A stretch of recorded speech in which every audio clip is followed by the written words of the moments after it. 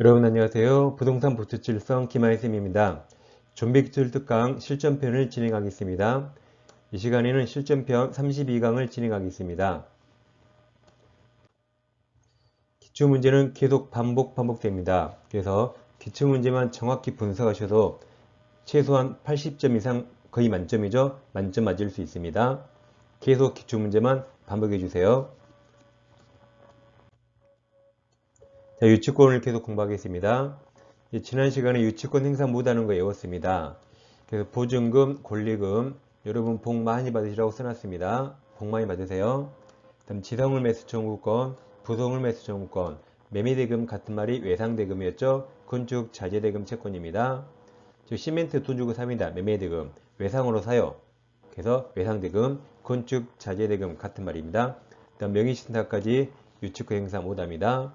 이걸 보건복지부가 국민 배신에 따를 매신했다. 보건복지부 매신 외웠습니다. 그리고 유치권은 법정담보물권인데 임의규정이죠. 따라서 폐지약정 유효입니다. 그래서 임대차 종료 시 임차인이 목조물을 원상복구나 원상이복 약정하면 유익비 같은 비용 청구 못합니다. 따라서 유치권 행사할 수 없습니다. 다음 유치권이 인정되지 않는 법적 성질 세 가지 있는데 먼저 경매에서 우선 면제권이 없습니다. 그럼 자동으로 물상대에 세워놓고 유치권에 기한 물권적 조언권이 없습니다. 유치권은 점유권에 기한 물권적 조언권이 보호됩니다. 유치권에는 우물의 유물 없습니다. 유치권에는 우물의 유물 없어요. 나머지는 다 있다면 거의 대부분 맞습니다. 그래서 우물이 유물 없죠? 나머지 다 있다 하시면 되겠습니다. 다음 간접 점유로 유치권 행사할 수 있지만 제3자가 직접 점유할 때 가능하고 채무자가 직접 점유하면 채무자에게 물건 돌려준 겁니다.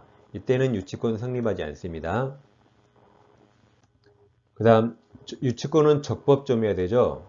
즉 자동차가 있는데 을카센터에 수리 맡겨서 카센터에서 수리비 채권 가지고 유치권 행사하고 있습니다. 자, 그럼 유치권 행사하기 위해서 을 자기 점유가 적법이라고 증명해야 될까요? 아니면 반대로 갑이 유치권을 배척하려면 상대방 측에서 불법 점유라고 증명해야 할까요? 유치가 부동산 목적물을 점유하는 거죠.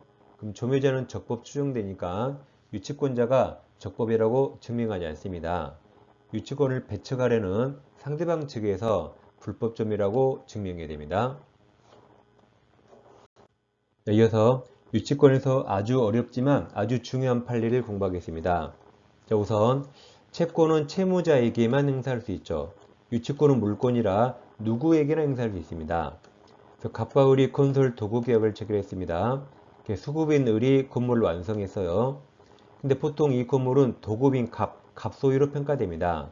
이 건물이 시가 10억이라 생각해 보세요. 근데 우리 공사대금 채권 못 받은 게 있습니다. 3억이라면 을은 공사대금 채권 받기 위해서 건물을 점유하면서 유치권 행사할 수 있습니다. 이렇게 유치권 행사한 도중에 이 건물이 경매가 나와서 병이 경락받았습니다. 그럼 유치권자는 경락인 매수인에게 공사대금 3억 내놓으라고 변제 청구할 수 있을까요? 못합니다. 채권은 채무자에게만 행사해야 돼요. 채무자는 갑입니다. 병 얼굴 본 적 없죠? 병에게 3억 달라고 못합니다. 근데 유치권은 물권으로서 경락인을 포함해서 누구에게나 주장할 수 있습니다. 그러니까 을은 원래 병에게 3억 달러 못합니다. 그리고 병은 3억 줄 필요 없어요. 근데 을이 안 나갈 수 있거든요. 그러니까 실생활에서는 보통 원래 병이 3억 줄 필요 없지만 건물 가격 10억이죠? 채권액이 3억이죠? 뺀 가격 7억. 보통 실생활에서는 경락인이 7억 이하로 경매를 받습니다.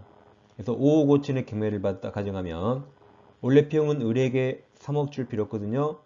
근데 병이 그냥 을 3억 줘버립니다. 그럼 을이 나가겠죠? 그럼 병이 당장 들어가 점유할 수 있습니다. 그럼 병은 경락대금 5억 5천과 을에게 3억을 줬으니까 대략 한 8억 5천 정도의 저 건물을 취득하게 되는 겁니다. 이처럼 건물의 유치권자는 경락인에게도 못 나가라고 대항할 수 있습니다. 그러니까 실생활에 가짜가 아주 많아요. 이 가짜를 막기 위해서 우리 대법원이 다음과 같이 판시합니다. 경매 개시결정 등기 전에 유치권을 취득한 사람은 이 유치권은 가짜일 확률이 거의 없으니까 이 유치권자는 경락인에게 대항할 수 있습니다. 근데 경매 개시결정 등기 후에 유치권이 나온다면 이게 진짜면 유치권 성립합니다. 경매 등기 후에 나온 유치권도 진짜면 성립해요. 성립하더라도 단 경락일에게는 대항할 수 없다고 법원이 판시합니다. 그러니까 나가야 됩니다. 이처럼 보통 가짜 유치권이 경매 등기 후에 나오거든요.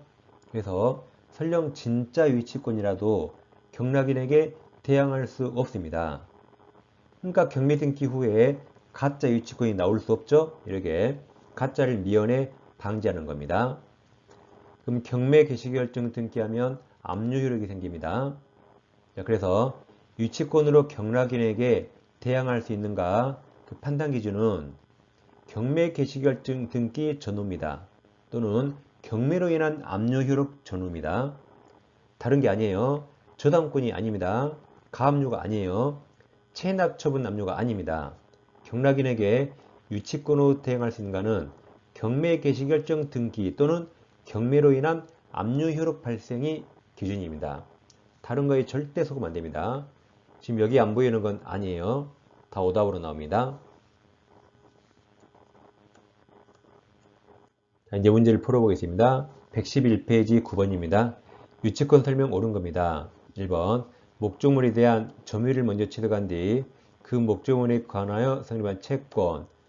점유와 채권 어떤 게 먼저 나오도 상관없죠. 그래서 이 채권을 담보하기 위한 유치권 인정됩니다.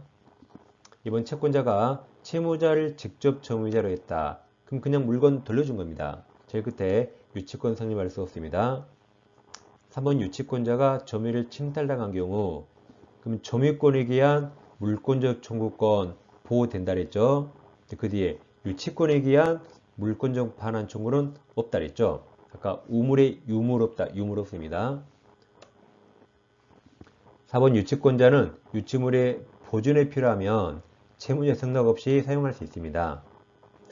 5번 임대차 종료 후 법원이 임차인의 유익비 상환 청구권에 유의기한을 인정하면 변제기가 늘어났죠. 그래서 임차인은 그 기간 내에 유익비 상환 청구권을 담보하기 위해서 임차 목적을 유치할 수 없습니다. 이게 정답입니다.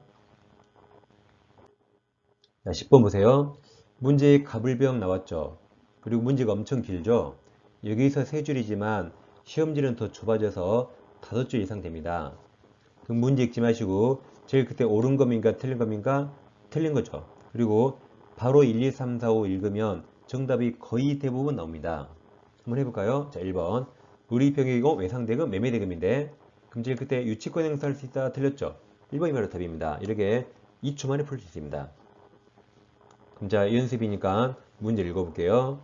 자, 10번 갑의 X건물 임차하늘은 X건물을 보존 개량하기 위해서 병으로부터 건축자재 유치권 X 외상대금이죠. 매매대금 유치권 X 외상으로 공급받아 수리를 완료하였다.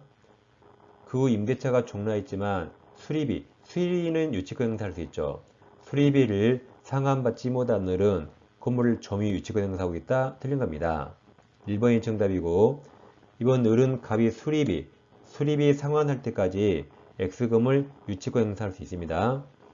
3번 을은 채무자 갑 승낙 없이 건물을 제3자에게 담보로 제공할 수 없습니다. 4번 을은 수리비를 상환받기 위해서 유치권자는 경매 청구할 수 있죠. 우물에 유물 없고 다 있다. 경매할 수 있습니다. 5번 만약 X건물을 갑으로부터 양수한 정 제3자죠. 새로운 소유자 제3자 정이 을에게 건물 반환을 청구하는 경우 을은 유치권으로 누구에게나 대항할 수 있죠. 정답이 1번입니다. 11번 동일한 건물에 대해서 서로 다른 사람이 저당권과 유치권을 각각 주장한다. 틀린 겁니다. 1번 건물의 점유는 유치권의 성립 요건이면서 존속 요건입니다. 자, 2번 경매 개시결정 기입등기 후 그 소유자인 채무자가 건물에 관한 공사대금 채권자에게 건물 점유를 이전했습니다. 이게 유치권 성립했단 말이죠. 그럼 성립했습니다. 그 다음 공사대금 채권자의 유치권은 성립할 수는 있죠. 그러니까 가로친 게 경매 등기 후입니다. 경매 등기 후라도 진짜면 유치권은 성립한다 그랬죠. 단 경락인에게 대항할 수 없다 그랬습니다. 그러니까 성립은 합니다. 그래서 2번이 틀린 정답입니다. 3번 보증금 나오면 유치권의 피담은 채권 될 수 없습니다. 이제 2번과 4번을 비교하세요. 4번은 경매 개시결정 기입등기 전 유치권 취득했죠. 경락인에게 태양할 수 있습니다. 그 다음 말 저당권이 실행 경매되더라도 채권 변제될 때까지 매수인에 대해서 목적물 인도를 거절이 유치권이죠. 유치권 행사할 수 있습니다. 5번 유치권자에게 우물에 유물 없습니다. 무소면제권 없습니다. 정답은 2번입니다. 12번 갑은 자신이 점유하고 있는 건물에 관해서 을을 상대로 유치권 주장하고 있다. 그러면 유치권자가 갑입니다. 그 다음 자 틀린 겁니다. 1번 갑이 유치권자죠. 건물 소급인으로서 소유권을 가지고 있네요. 그럼 자기가 자기 물건 유치하는 거 아니죠. 유치권은 타인 물건을 유치합니다. 근데 여긴 참 특이하게 갑이 소유권을 가지고 있어요. 그럼 갑의 유치권은 인정되지 않습니다. 타인 물건을 유치하는 겁니다. 1번은 수급인이 소유권을 갖는 아주 예외적인 경우입니다. 자, 2번 갑이 건물 점유에 관해서 성간주의무를 위반하면 채무자는 유치권 소멸을 청구할 수 있습니다. 3번 갑은 유치권 행사를 위해서 자신 점유가 불법행위를 이루한 것이 아님을 갑이 증명해야 됩니까? 틀렸죠. 유치권자 적법점유로 추정되니까 적법점유라고 증명할 필요 없다 그랬죠. 유치권을 배척하려는 상대방 측에서 불법점유라고 증명합니다. 답이 3번입니다. 4번 채무자의 건물을 직접 점유하고 있어요. 그럼 채무자에게 돌려준 거죠. 그럼 제일 끝에 유치권이 인정되지 않습니다. 3번 제3자 병이 건물 점유를 침탈하였더라도 갑이 점유물 반환 정후권 행사에서 점유를 회복하였다면 그럼 점유는 계속된 걸로 보죠. 그래서 유치권도 되살아납니다. 정답은 3번입니다. 13번 유치권 설명 옳은 겁니다. 1번 유치권자는 유치물에 대한 경매 신청할 수 있다 그랬죠. 우물에 유물 없고 다 있습니다. 2번 유치권자는 유치물 과실인 금전을 수취하여 다른 채권보다 먼저 피담의 채권 변제에 충당할 수 있습니다. 이게 정답이네요. 유치권은 우물에 유물 없죠. 다른 거 다 있습니다. 이처럼 과실 수취권 있습니다. 3번 유치권자는 채무자 승낙 없이 유치물을 담보로 제공할 수 없습니다. 4번 채무자를 직접 점유자라면 물건 돌려준 거죠. 그럼 제일 끝에 유치권 성립하지 않습니다. 5번 유치권자는 유치물에 관해 지출한 필요비를 소유자에게 청구할 수 있죠. 유치권자도 비용은 상한 초원권 있습니다. 그러니까 1번, 2번, 5번 이 세 개가 유치권은 우물에 유물 없고 나머지 다 있다는 말입니다. 자, 14번 갑은 X건물에 관하여 채권을 가지고 있다.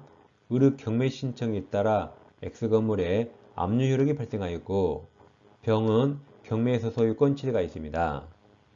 다음은 갑이 경락인 병에게 유치권 행사할 수 있는 겁니다. 자, 그럼 경락인에게 유치권을 주장하려면 어떤 게 기준이었죠? 경매 등기 전에 유치권을 취득해야 돼요. 또는 경매로 인한 압류 효력 발생 전입니다. 다른 게 기준이 아니에요. 저당권이 아닙니다. 가압류가 아니라 그랬죠. 기억 X건물에 압류 효력이 발생한 후 채권자 갑이 점유를 이전받았어요. 그럼 문제 첫째 줄에서 갑이 채권이 있었죠. 이제 기억에서 이제 점유했죠. 그러면 압류 후에 유치권 취득한 겁니다. 그럼 경락인에게 행사할 수 없습니다. 니은도 마찬가지죠. 압류 효력이 발생한 후에 피담원 채권 변제기가 도래하면 이제 유치권이 성립한 거죠. 그래서 기억리는 대항할 수 없습니다. 그럼 정답은 뭐 바로 3번 나오네요. 자, 디귿. 압류력이 발생하기 전에 유치권을 취득하면 행사할 수 있습니다.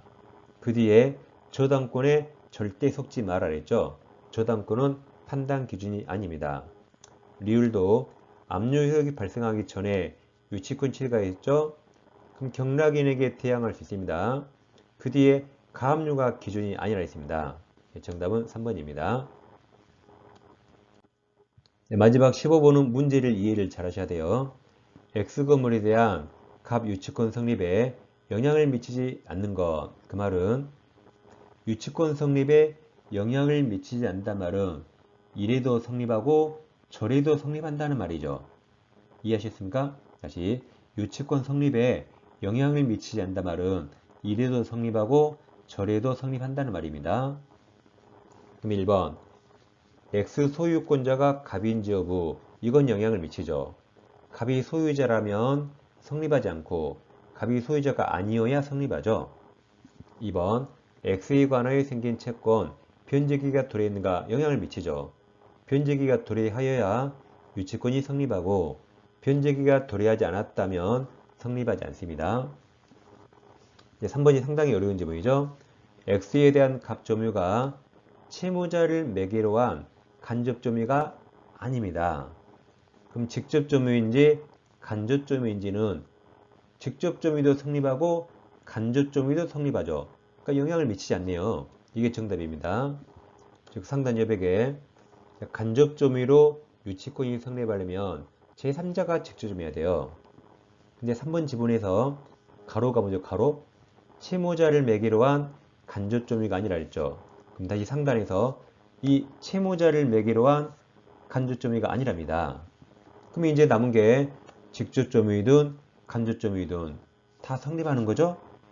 따라서 3번이 정답. 이제 가로가 아니라 직접점유인지 간접점유인지 영향을 미치지 않죠. 다 같이 성립한다. 3번이 답입니다. 4번 X에 대한 갑점유가 불법점유인지 여부 영향을 미치죠. 불법점유 아니어야 성립합니다.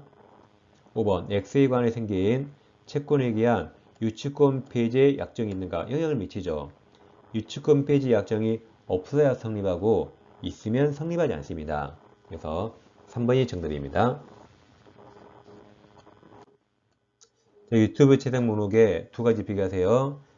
기출특강 실전편과 실전편이 아닌 것 두 가지가 있습니다.